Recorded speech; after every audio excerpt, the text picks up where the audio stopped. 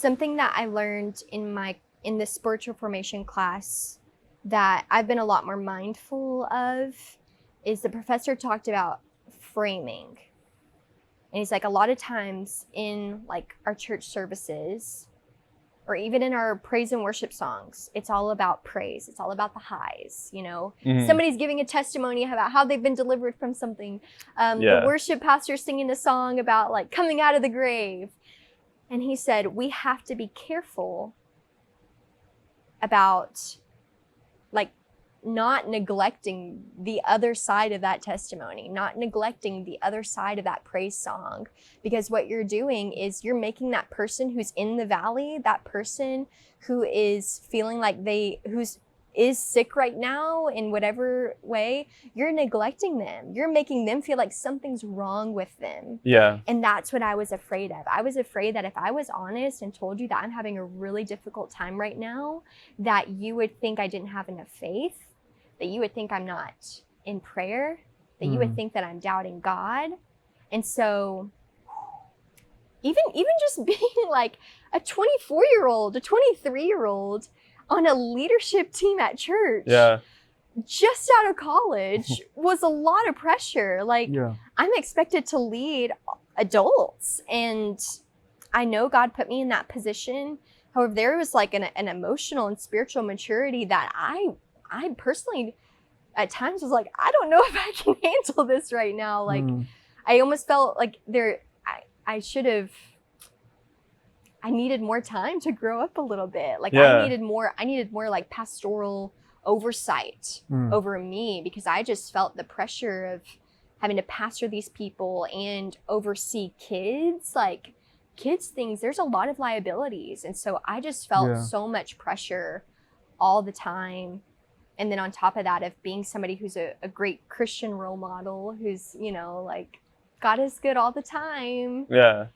You don't always hear about, well, right now it doesn't really feel like it, but I know. Yes. Yeah, what you're saying is so true. Because a lot of times in church, and not even just church, but like the Christian world, we focus so much on like the victories and the breakthroughs. And it makes people feel like the people who are in the valley, like who are just going through it, it gives this false perception that like that's what Christianity is supposed to be all the time. That like you're just like constantly in breakthrough. You're just constantly winning. Always on the mountaintop. Yeah. And if you just read Psalms, if you literally just read Psalms, I mean, how much of Psalms is just straight up laments or like like the prophets. Yes. How many of the prophets were like, God, just kill me now. Like I'd rather like have not even been born. Right. Yeah. So 100%. Those are the prophets, like the prophets of God, like of Israel. Yeah. And we don't talk about that a lot. Like, what you said is so true, because oftentimes when you do speak up and say, yeah, dude, I'm like, honestly, I'm having doubts about like why God is doing this to me, or why he's putting me through this. And we act like that's a bad thing. But that's not a bad thing. That's where you experience the most growth. Right. It's necessary for your faith. Yeah. I mean, I would avoid the lament Psalms. I remember like trying to read my whole Bible, and I'd be like, this is awkward. Yeah, they're not pleasant. I don't really know how to read this. I don't know if this is supposed to be in here, so I'm just gonna skip it. But in that class, we had to read those. And I was just like, oh my gosh, like, I don't read these Psalms, like, but we had to read them, and our professor was like counseled us through that, helped us understand. And even seeing those in the Bible, I was like, oh my gosh, God, if David can talk to you like this, I can talk to you like this. Yeah. I can talk to other people like this. Like, I had never told, people would say, Taylor, I've never seen you angry. Does she get angry? They would ask Joseph that. I want to see you yell. Like, I want to see you get mad. And I would just be like, I would pride myself on that. Be like, anger is a sin. Like, I'm not going to do that. Yeah, right. When I was suppressing like so many emotions, and now I'm kind of in this weird season where I'm trying to figure out how to be angry. Like, it's really funny. A couple of weeks ago, I was so mad. I just wanted to break something. I would visualize myself looking at this vase that we had in our house, and I was like, I want to like crush that. Like, I would actually like pretend like I was gonna do that. And one night we're talking about something, and I just get so like it just comes like I just start crying. I'm so mad, and I tell Joseph I want to break something, and he's like, "We're gonna do that." And so he sets up this like slat or this like wooden thing in our backyard. Yeah, big piece of wood. And I took a plate. I wrote out all the things I was angry about, even things from my childhood.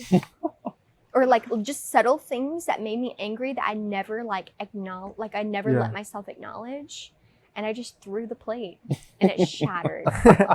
And I actually, like afterwards, I felt my whole body like, because I let it out.